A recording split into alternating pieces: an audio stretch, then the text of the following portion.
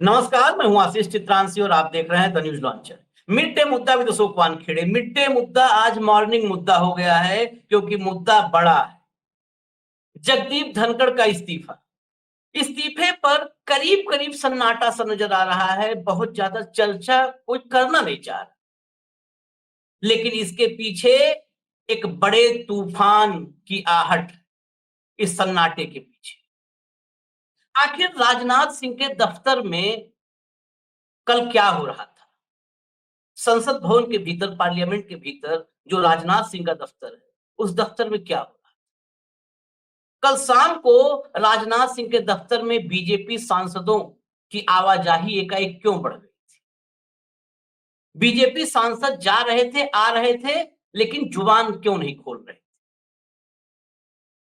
BJP सांसदों से कोरे कागज पर दस्तखत क्यों करवाए जा रहे हैं? बीजेपी सांसदों से तो वैसे भी आप कुछ भी बता दो, महाभियोग बता दो, कुछ बता दो, साइन करेंगे ही करेंगे। कौन मना करेगा भाई, जब अपोजिशन से आप लोग करवा लेते हो? कोरे कागज पर, सादे कागज पर दस्तखत क्यों करवाए जा रहे?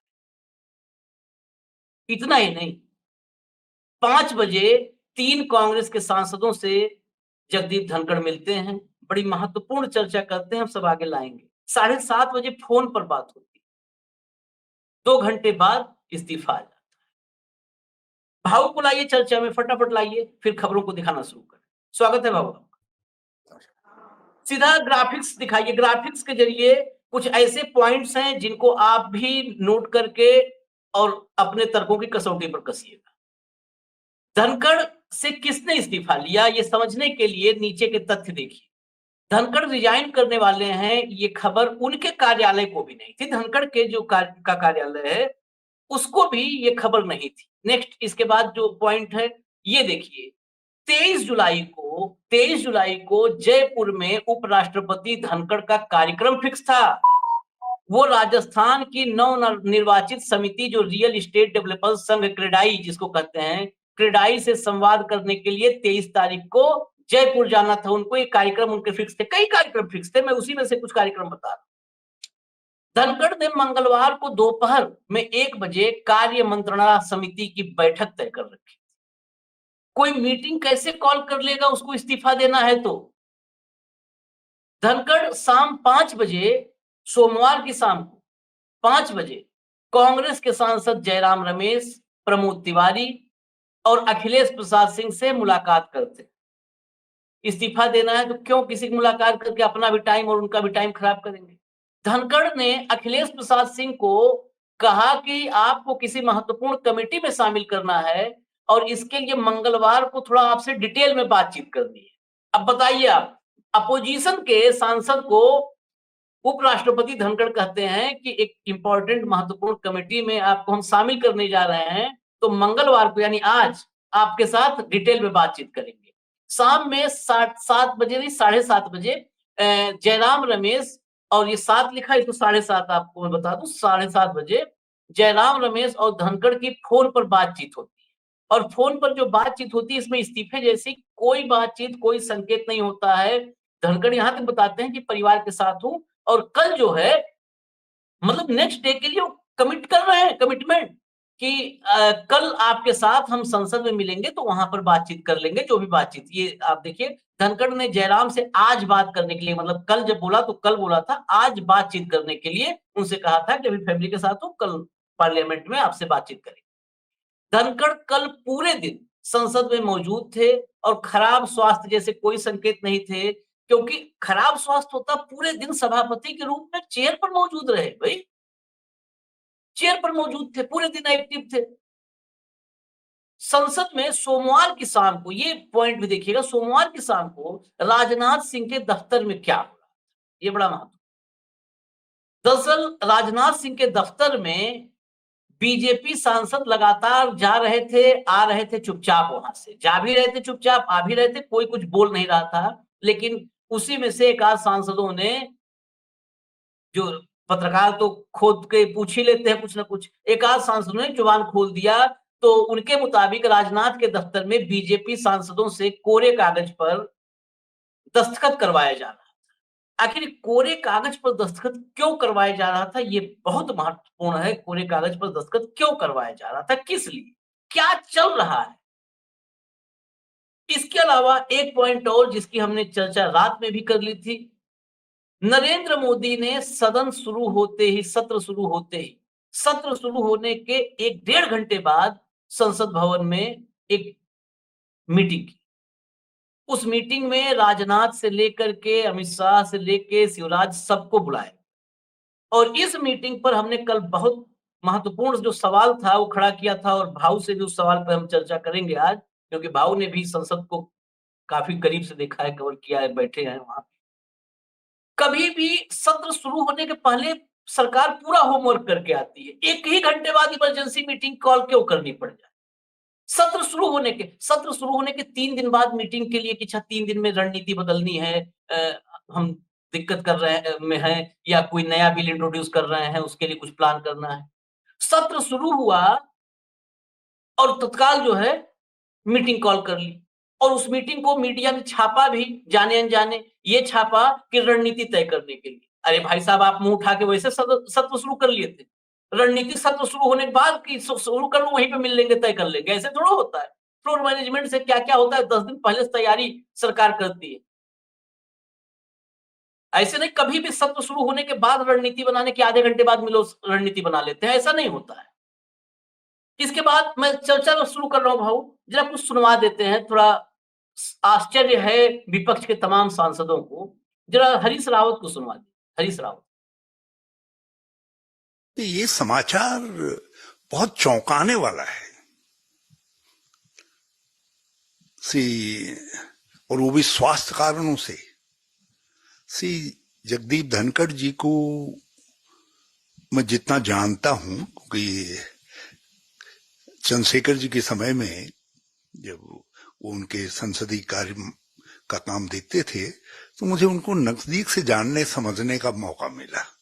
तो वो एक स्ट्रगलर थे, एक संघर्ष वाले व्यक्तित्व थे और संघर्ष वाला व्यक्ति जो है स्वास्थ्य कारणों से ऐसे समय में इस्तीफा देगा जब संसद का सत्र चल रहा हो, कई महत्वपूर्ण सवाल जिसमें एक जज पर महाभियोग जैसी स्थितियां हैं तो उनसे निपटना हो और भी बहुत सारे सवाल हों। प्रधानमंत्री जी की बाहर विदेश यात्रा भी हो रही हो, तो वो इस्तीफा देंगे ये कारण नहीं हो, कोई इसके पीछे कोई सामान्य कारण नहीं हो सकता है। और मुझे लगता है कि कहीं न कहीं कुछ सरकार में ऐसा चल रहा था जिसकी जानकारी मिलने के बाद उन्होंने ये निर्णय लिया अपने सम्मान को बचाने के लिए। और मुझे लगता है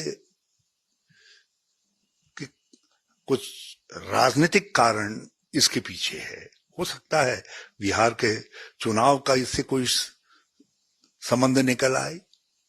अब देखिए क्या बातें होती हैं, कल आने वाले दिनों में जो है सामने आएगा, जब उपराष्ट्रपति पद के लिए जो नाम चल रहे हैं। और ये भी बड़ी अजीब सी बात है कि इस्तीफा बाद में हुआ है, नाम चलने पहले प्रारंभ हो गए हैं, वो भी कुछ सेलेक्टेड चैनल्स में। तो ये सब चीजें कुछ ये बता रही हैं कि कुछ न कुछ इसके पीछे ऐसा है जो सामान्यतः स्वास्थ्य के कारणों के अतिरिक्त है। और मैं फिर कह रहा हूं इसको निश्चय पूर्वक, वो एक संघर्ष वाले व्यक्ति थे, तो वो स्वास्थ्य के कारणों से ऐसे क्रिटिकल समय में इस्तीफा नहीं देते। हरीश रावत ने जितना कह दिया वो बहुत कुछ कह दिया। हरीश रावत वैसे बहुत मजे हुए राजनेता है, बहुत, मतलब उतने बहुत कम ही आज की तारीख में है। पुराना चावल है, पुराना चावल है। हाँ। एक पप्पू यादव को सुना देते हैं, हल्का सा पप्पू यादव को। पप्पू यादव का एक अलग ही कई बार लाइन होती है तो सुनना जरूरी है। राष्ट्रपति पदों पर जितनी सुविधा मिलती स्वास्थ्य को लेके उतना इस्तीफा के बाद मिलेगा। और दूसरी बात, अस्वस्थ तो ये काफी थे इसके पहले, तो उस वक्त इस्तीफा दे देते। आज क्या जरूरत पड़ गई? उनका कार्यक्रम बन गया राजस्थान जाने का, 2 दिन के बाद कई कार्यक्रम थे। आज सुबह सदन के भीतर तकरार हो गई, बिजनेस एडवाइजरी में कोई बीजेपी वाले वहां पहुंचे नहीं। तो क्या दिखाता है? क्या कहीं जोगी जी परिवार है? क्या इसी बहाने मनोज जी को यहां लाएंगे?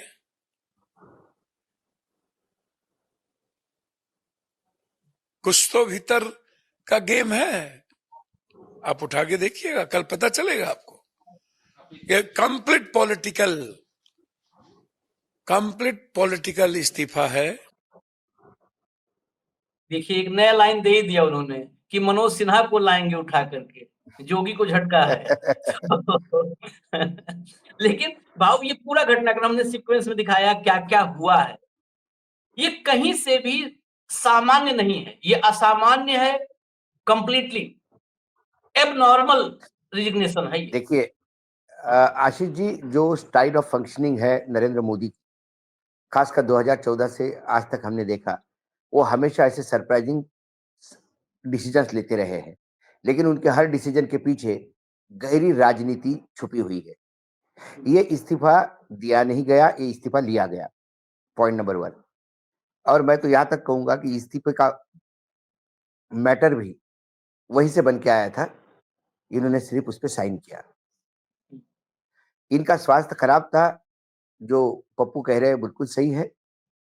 इनका एम्स में हार्ट को लेकर ट्रीटमेंट भी चला, स्टेम भी दले थे, लेकिन स्टेम दलना या बाईपास होना ये आपका अस्वास्थ्य नहीं दिखाता। इस देश में ऐसे कई नेता हैं जो बाईपास करने के बाद भी राजनीति करते हैं। दूसरी बात, जगदीप धनखड़ आज दिन भर बैठे थे, दिन भर हाउस में बैठे थे, उनके चेहरे पे कोई तनाव नहीं दिख रहा था, कोई ऐसा बात नहीं हो रही थी, उनके बातों से कुछ झलक नहीं रहा था। एकाएक 7 बजे कैसा उनको दिव्य ज्ञान प्राप्त हो गया कि उनकी तबीयत ठीक है और उपराष्ट्रपति नहीं कर सकते। दूसरी बात, उपराष्ट्रपति पद पे रहते हुए उनको ज्यादा सुविधा मिल जाती। जो इस्तीफा जिस दिन देना था, जिस दिन हार्ट का बड़ा इशू आ गया था और एम्स में एडमिट हो गए थे, उस दिन तो वो चल गए, निकल गए। ये इस्तीफा लिया गया और क्यों लिया गया, इसके पीछे कई संभावित कारण हैं। कई संभावित कारण हैं। एक संभावित कारण ये भी है कि क्या ये इस्तीफा देने वाले थे या नहीं देने वाले थे। क्या राजनाथ सिंह की यहाँ जो खाली कागज पे सिग्नेचर किस लिए किए जा रहे थे? हाँ।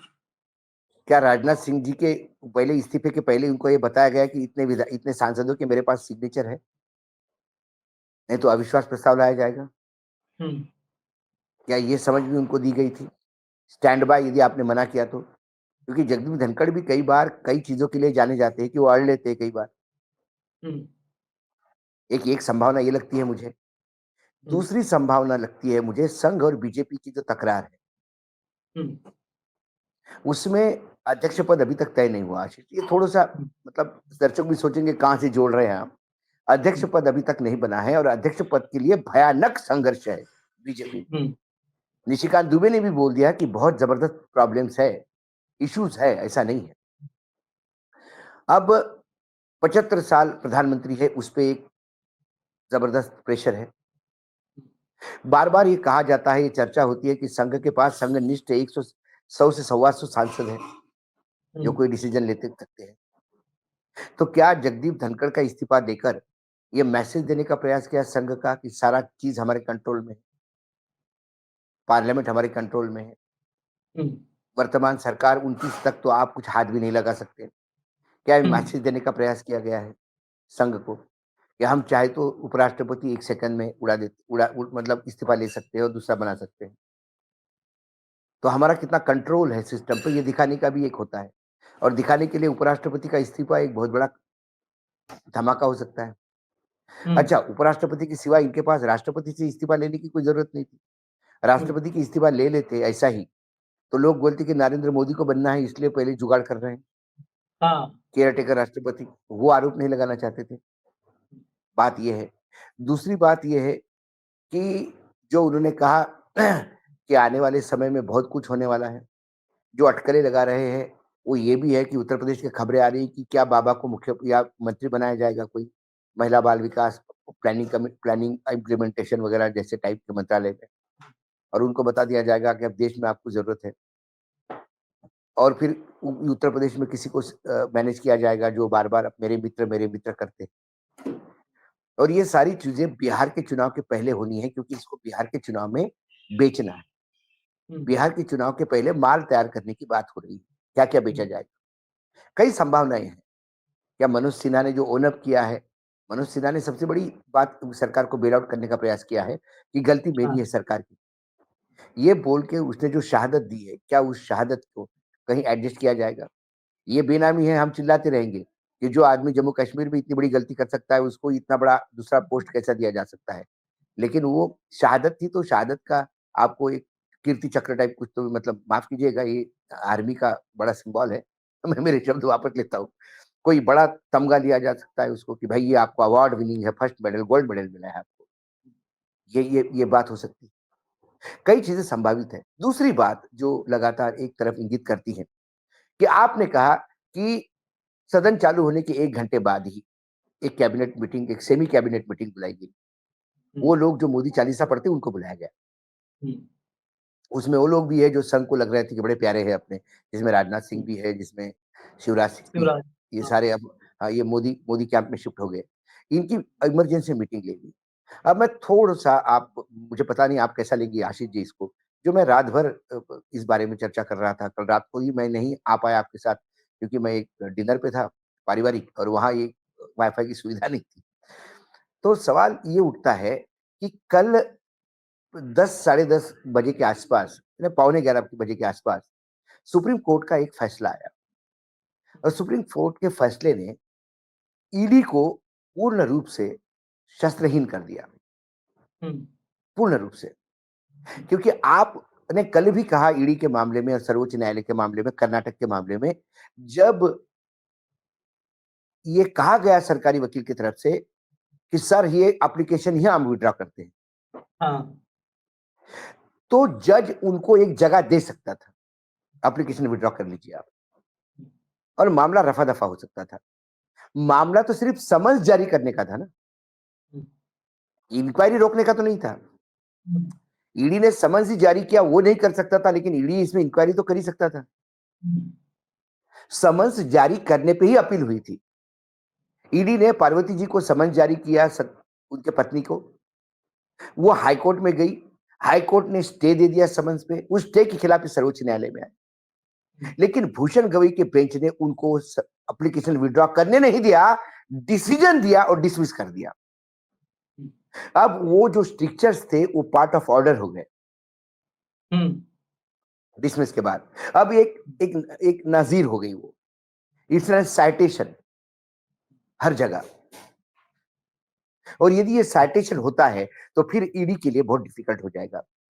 उसके बाद ही तुरंत 15 मिनट के अंदर दूसरा एक एडवाइजरी आया सर्वोच्च न्यायालय से कि वकीलों को जो समझ दिया जाता है, हम्म, मतलब ईडी का कोई मुजरिम हो और उसके लिए कोई वकालत कर रहा हो तो उसको भी नोटिस दे रहे हो ताकि ईडी के मुजरिम को, मतलब जिसके ऊपर आपने ईडी ने शिकंजा कसा, उसको वकील भी ना मिले, हाँ, मतलब वकील भी डरे, लीगल एड भी नहीं लीगल मिला। एड भी नहीं मिली। हाँ, हाँ, तो उसके खिलाफ उन्होंने एक एडवाइजरी जारी करने की बात कर दी। मतलब आपने सब दूर से ब्लॉक कर दिया।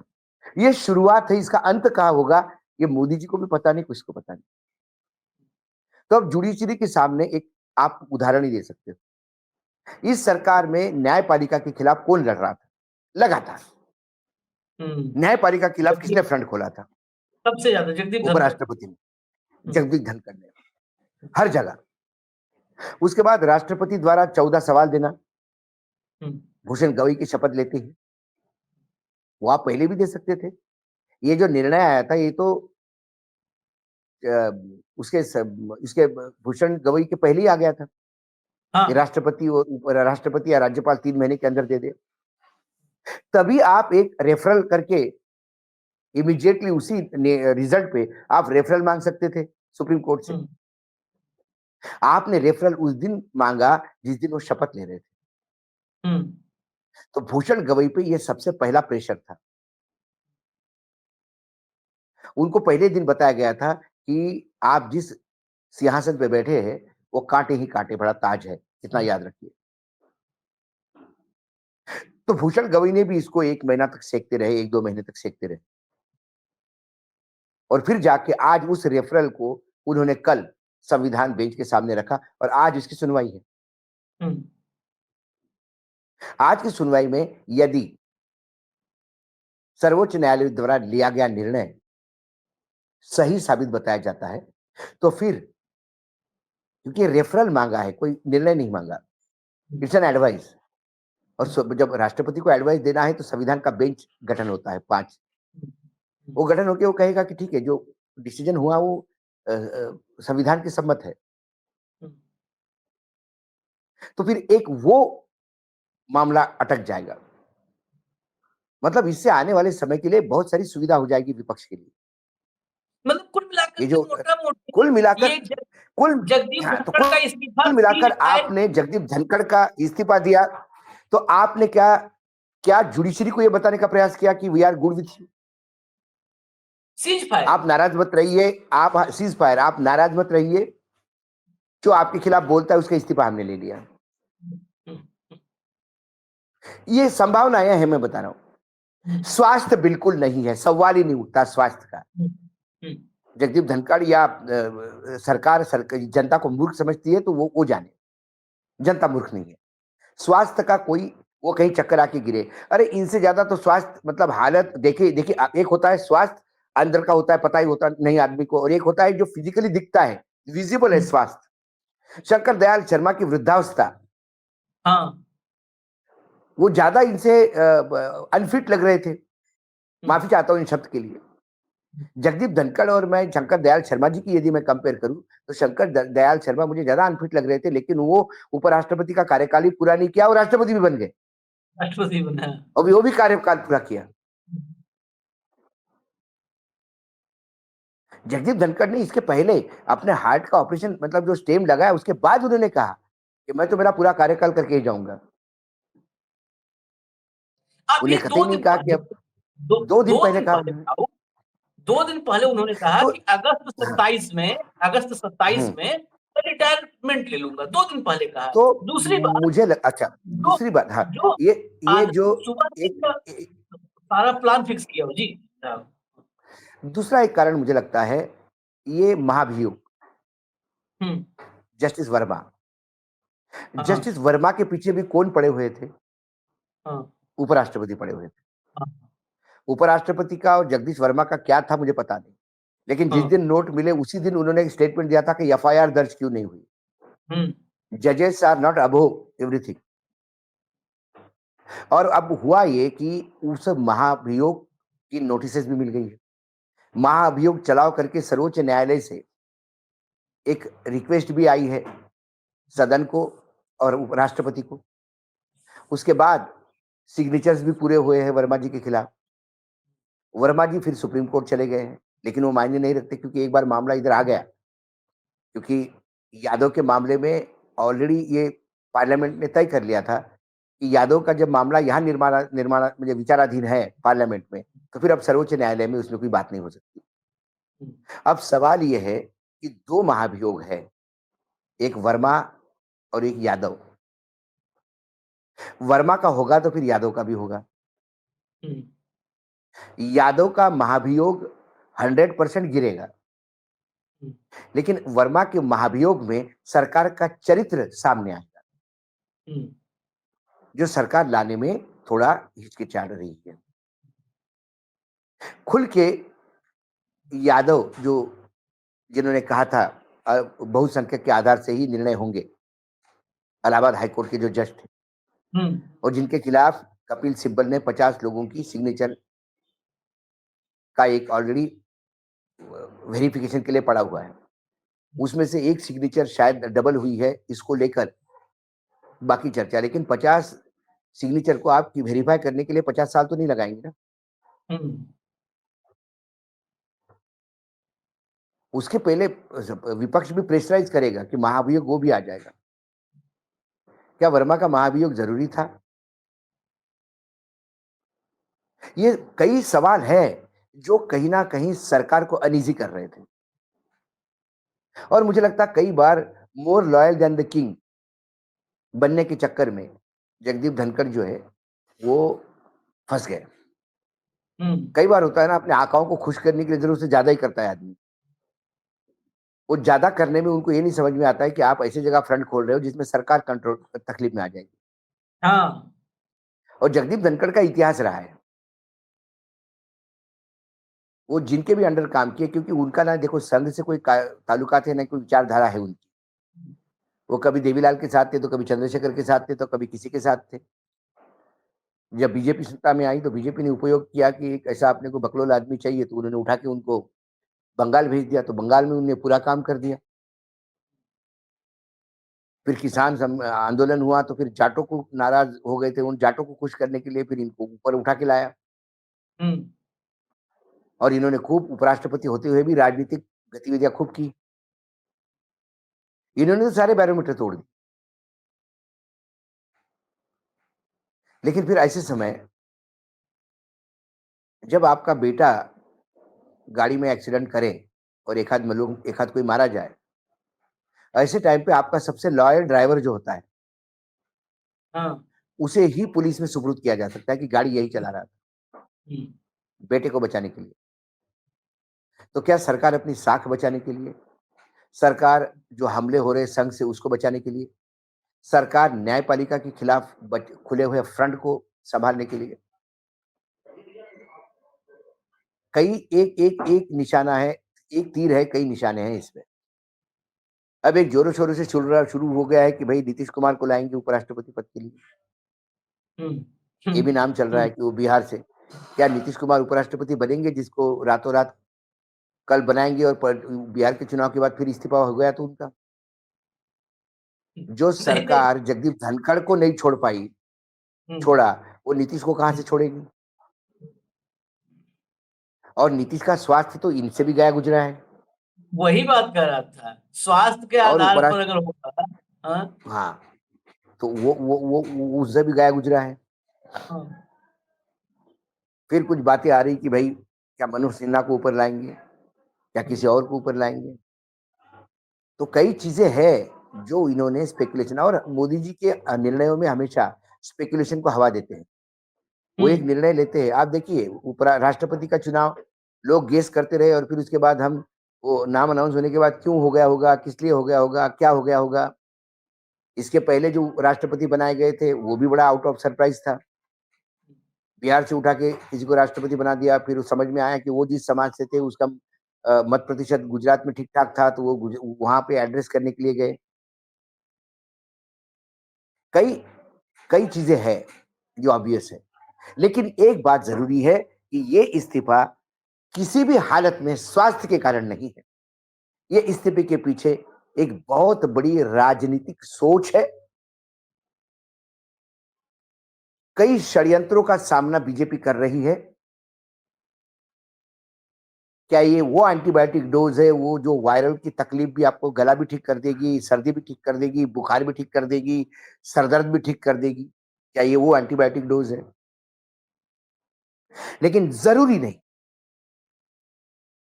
कि ये इफेक्टिव हो। विपक्ष को चाहिए सरकार अपने मेजॉरिटी में है। सरकार चाहे तो उपराष्ट्रपति को निकाल सकती है, चाहे तो उपराष्ट्रपति आप बना सकती है। आज इस पे चर्चा करने के बजाय उपराष्ट्रपति क्यों गए, सरकार विपक्ष को अपने पॉइंट पे बने रहने चाहिए। धनखड़ जी ने अच्छा काम किया, बहुत बहुत धन्यवाद उनको, लेकिन सीज फायर किसने करवाया? हाँ, मुद्दे पे रहे। सवाल वो है, मुद्दे पे रहे। संघ अपने मुद्दे पे रहे, भूषण गवई जी की टीम अपने मुद्दे पे रहे। आप उपराज्यपाल को निकालिए, आप निशिकांत दुबे पे एक्शन लीजिए, उससे कोई फर्क नहीं पड़ता। जो कानूनन चीजें हैं कानूनन है। यही सबसे एक महत्वपूर्ण पेगासिस एक जो न्यायपालिका के सेक्टर से जो खबर आ रही है वो है पेगासिस को लेकर। पेगासिस का मामला भी विचाराधीन है। क्या भूषण गवई जाने के पहले पेगासिस में कोई भांडाफोड़ करके जाएंगे? ये कर देते तो भूषण देश गवई पे ने भूषण गवई ने नहीं, देश पे कल का डिसीजन भी भूषण गवई का देश पे ऐसा नहीं है, एहसान है। अब क्या भूषण गवई ने पहले ही कर दिया कि मुझे कोई पद नहीं चाहिए भाई, मैं सरकार में कोई पद नहीं लूंगा। उन्हें अपने बारे में भी कहा और दवे जी के बारे में भी कहा, जो रिटायर्ड हो गए। वो भी थाने में बैठ के अपना काम, ओक सॉरी, जस्टिस ओक। अब वो कभी थाने में बैठ के अपनी आराम से रिटायर्ड जिंदगी जी रहे, वो मुंबई में भी नहीं आए, वो समाज सेवा करेंगे। तो क्या ये सारी चीजें किसी और इंडिकेट कर सकती है?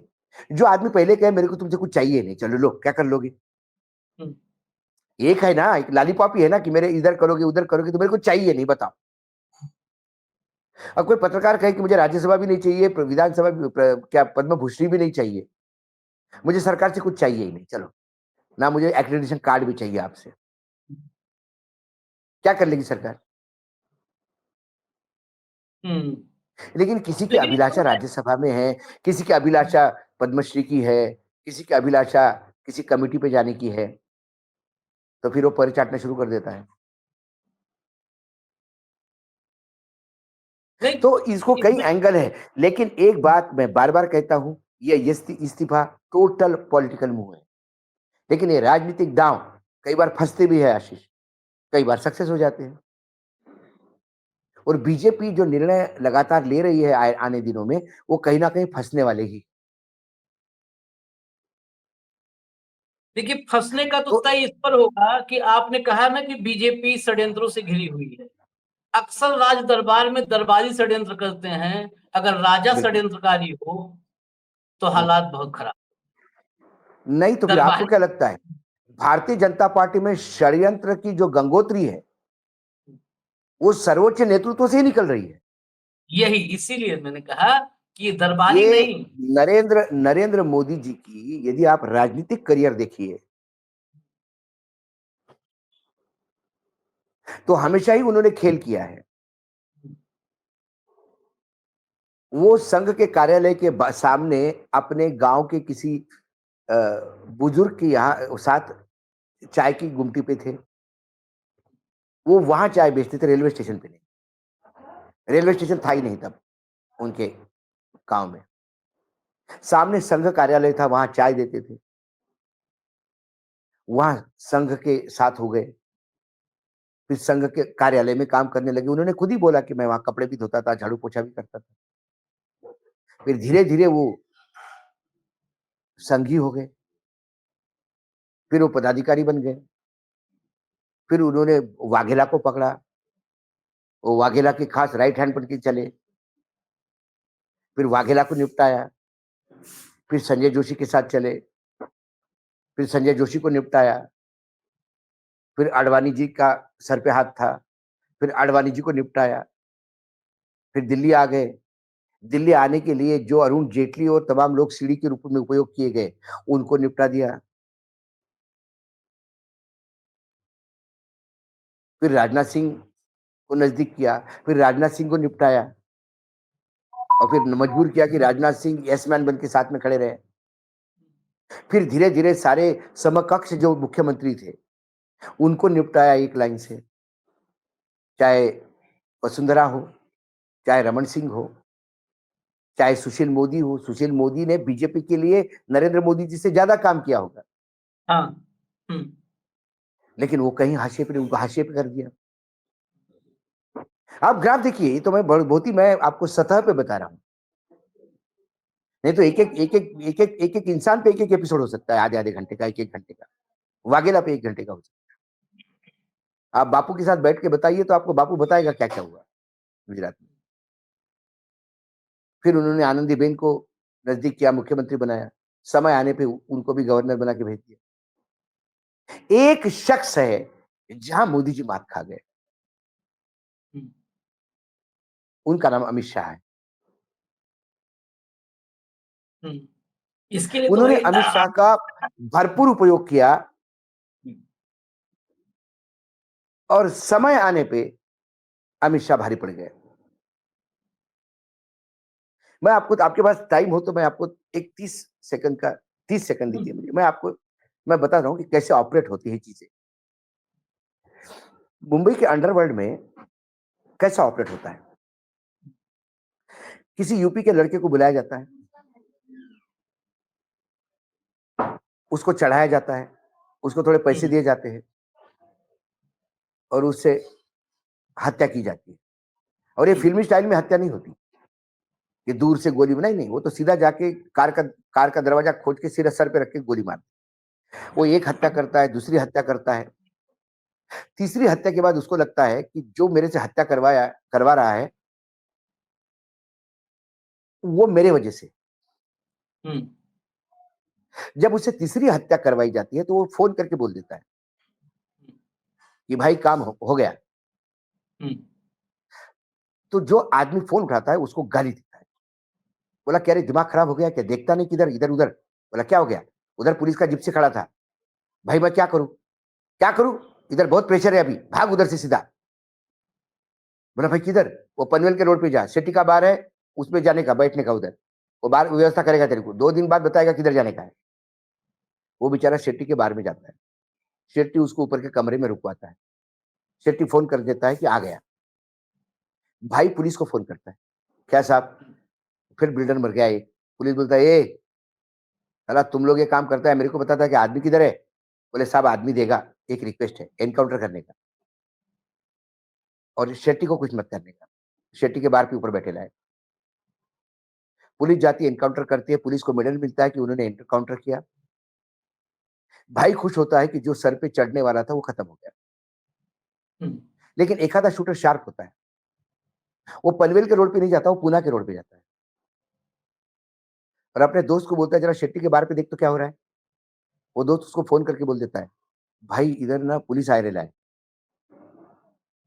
वो भाई को फोन करता है, बोला क्या डबल गेम मेरे ही साथ क्या। अरे बोले पता नहीं कैसा पुलिस को पता पड़ गया, तू किधर है, ये छोड़ किधर है वाली बात मत कर, चल मेरे घर पहुंचा, पैसा पहुंचा। वो भाई बन जाता है। ये सारे पनवेल के रोड पे जाने वाले लोग एनकाउंटर में गए। एक आदमी पूना के रोड पे गया जो भारी पड़ रहा है, समझ जाओ आप इससे से। तो ये जो मास्टर स्ट्रोक है ये कैसा खेला गया, इसमें मोदी की भूमिका कम और मुझे अमित शाह जी की भूमिका ज्यादा लगती है, क्योंकि अभी सत्ता और संगठन दोनों वही संभाल रहे हैं। और वैसे भी तो कुल मिला जब इसमें एक लाइन कुल मिला के 2-3 साल के अंदर जगदीप धनखड़ किसी पॉडकास्ट में बताई देंगे ये क्या हुआ। हाँ हाँ क्योंकि बताएंगे। देखो जगदीप धनखड़ की जो नेचर है वो रहेगा नहीं अंदर उनकी, थोड़ा समाजवादी की झालर है, वो अंदर से उफन के आएगी बाहर।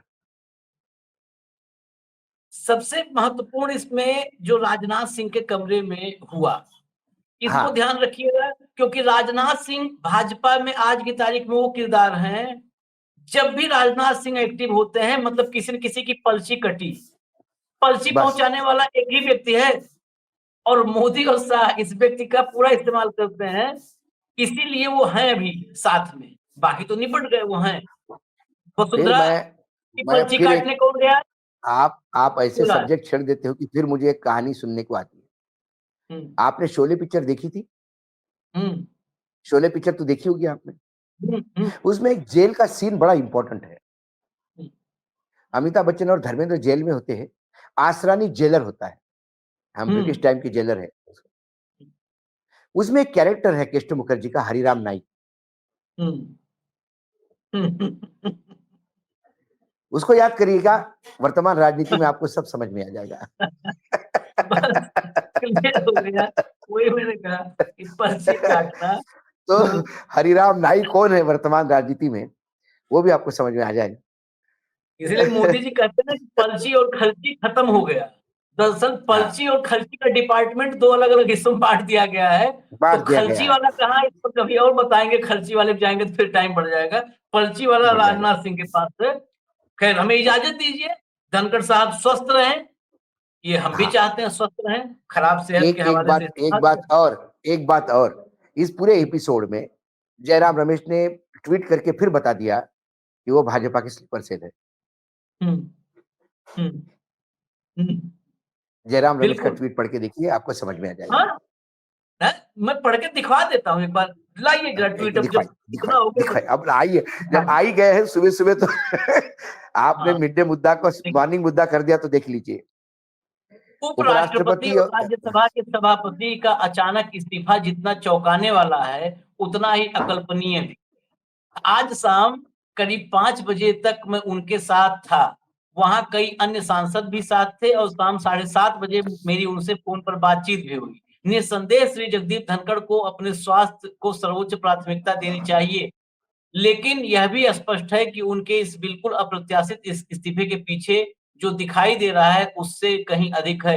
हालांकि यह समय अटकल लगाने का नहीं है। श्री जगदीप धनखड़ ने सरकार और विपक्ष दोनों को समान रूप से आड़े हाथों लिया है। सुनिएगा, आड़े हाथों समान रूप से लिया है। उन्होंने कल दोपहर 1 बजे बिजनेस एडवाइजरी कमेटी की बैठक बुलाई थी और न्यायपालिका से जुड़े कुछ महत्वपूर्ण घोषणा करने वाले थे। ये न्यायपालिका वाली बात अभिभावक ने कही है। हम उनके अच्छे स्वास्थ्य की कामना करते हैं और उनसे आग्रह करते हैं कि वो अपने निर्णय पर पुनर्विचार करें। हम प्रधानमंत्री से भी अपेक्षा करते हैं कि वो श्री जगदीप धनखड़ को अपना मन बदलने के लिए राजी करें। यह देशहित में होगा, विशेष रूप से कृषक समुदाय के लिए एक बड़ी राहत होगी। अब ये बताइए, क्या राहत कृषक समुदाय को? इस्तीफा दे दिया, ठीक है। हमारे मैं यहाँ तो फिर कोई भी कहता जब हूँ, पोस्ट नहीं छोड़ता है जगदीश हाँ, देखिए, हमने खुद उनके स्वास्थ्य की अच्छी कामनाएं कामनाएं की। देखिए हाँ, बुजुर्ग है, अच्छा स्वास्थ्य रहे, हम इतने मतलब एक व्यक्तिगत रूप से कोई दुश्मनी नहीं, लेकिन उन्होंने विपक्ष और सत्ता पक्ष को समान रूप से, हाँ, बताइए। मतलब क्या आप मतलब इतने मूर्ख समझते हैं जयराम रमेश देश को? वो सरकारी प्रवक्ता बन के काम करते रहे, जया सदन में बच्चन पूर्ण व रूप से मल्लिकार्जुन खड़गे को बेइज्जत किया है इन्होंने। बेइज्जत किया, 10 बार बेइज्जत किया। इसको ये कहते हैं कि समान रूप से समर्थ मतलब समान रूप से अवसर दे रहे थे। हाँ, कृषक समाज के लिए क्या किया भाई? जिस क्या किया? कृषक समाज को 700 लोगों को शहादत हो गई, कहां थे जगदीश धनखड़? हम्म, कृषक समाज, कौन सा कृषक समाज जगदीश धनखड़ को अपना नेता मानता है? जयराम रमेश को मालूम है खेती में मूंगफली कहां होती है हम्म। और अनार कहां लगता है? टमाटर के पेड़ कितने बड़े होते हैं मालूम है उसको? ये पौधे होते हैं। देश के लिए ये है बहुत लोग, जरूरी है। देश के लिए बहुत ये जरूरी कांग्रेस देश के लिए बहुत जरूरी है। बेसिकली ये कांग्रेस के लिए ही जरूरी नहीं है। कांग्रेस के नेताओं को समझ में नहीं आता इनका अभी भी टोन, क्योंकि कांग्रेस का नेतृत्व अंधा गूंगा और बहरा हो गया है और सारे बीजेपी के स्लीपर सेलों के साथ खेल रहा है और अपेक्षा रख रहे हैं कि बीजेपी के खिलाफ चुनाव लड़ेंगे और बीजेपी के खिलाफ लड़ाई लड़ेंगे। ये स्लीपर सेल आपको कभी, और ये मीडिया इंचार्ज है जनरल सेक्रेटरी।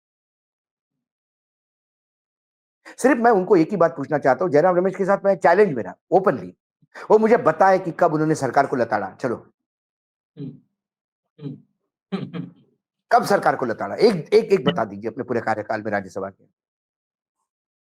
बहुत अद्भुत लोग हैं ये नहीं तो तो कल मैं को बताता हूं विपक्ष को कितना बेइज्जत किया। यदि उपराष्ट्रपति धनखड़ जी के राज्यसभा के संचालन की बात आ जाएगी तो राज्यसभा के इतिहास में वो काला पन्ना होगा। हाँ, विथ ऑल ड्यू रिस्पेक्ट बिल्कुल। टू धनखड़ साहब, उनकी उम्र के लिए हम उनके सामने बैठने की भी स्थिति नहीं रखते क्योंकि बुजुर्ग है, उनके स्वास्थ्य की शुभकामनाएं करते हैं, लेकिन फिर किसी के यदि कार्य का आकलन करेगा तो फिर वो निष्पक्ष होकर करना होगा। हम्म, उनका कार्यकाल काले पन्नों में लिखा जाएगा। जिस हिसाब से उन्होंने विपक्ष को रोंदा है और सत्ता पक्ष की पैरवी की, जो एक सदन के पीठासीन अधिकारी को कतई शोभा नहीं देता, वो अशोभनीय कार्य है और उसकी सराहना ये कर रहे हैं। तो देश के लिए जरूरी बता रहे हैं, देश के लिए। ये तो देश के जैसे लिए बता जरूरी रहे बता हैं, रहे हैं। वैसे कल को अगर नरेंद्र मोदी इस्तीफा दे दें तो ये राहुल गांधी को चिट्ठी लिख देंगे कि राहुल गांधी आप मनाइए, मोदी जी देश के लिए बहुत जरूरी नहीं नहीं है, नहीं, आप नहीं ये मनाइए। ये ये कई जगह इनके वक्तव्य ऐसे होते हैं जो बीजेपी को बेल आउट करते हैं। और राहुल गांधी ने कहा गुजरात में कि ऐसे लोग जो बीजेपी के लिए काम करते हैं उनको पार्टी में जगह नहीं। लेकिन प्रॉब्लम राहुल गांधी का है कि उनको बड़े ओहदे पे बिठा के रखा है। मैं यहाँ कांग्रेस के लिए काम करूंगा और आप मेरे साथ बैठ के उसको बिगाड़ते रहना। शायद राहुल गांधी ये कोर्स करके आए बाहर से, क्या कहिए, यही कह सकते हैं। खैर इजाजत दीजिए, अभी फिलहाल आज लंबा हो गया ये कार्यक्रम, थोड़ा हाँ। चर्चा बढ़ती गई, बहुत सारे एस्पेक्ट्स जुड़ते गए, इसलिए लंबा हो गया। क्षमा इसके लिए, लंबा कार्यक्रम होता है तो कई हमारे हाँ, हम दर्शक भी थोड़ा क्षमा मांगते हैं। तो इजाजत दीजिए, फिर अगले कार्यक्रम में हम आएंगे। विशेष कार्यक्रम है, उसमें बहुत सारी चीजें तथ्यात्मक रूप से मोदी जी और अमित शाह के बारे में हम सामने लेकर के आएंगे। इस इस्तीफे से जुड़ा हुआ मामला है, तो जरूर देखिएगा उसको। फिलहाल इजाजत दीजिए, धन्यवाद भाऊ, बहुत बहुत धन्यवाद। नमस्कार। नमस्कार नमस्कार। भाऊ। भाऊ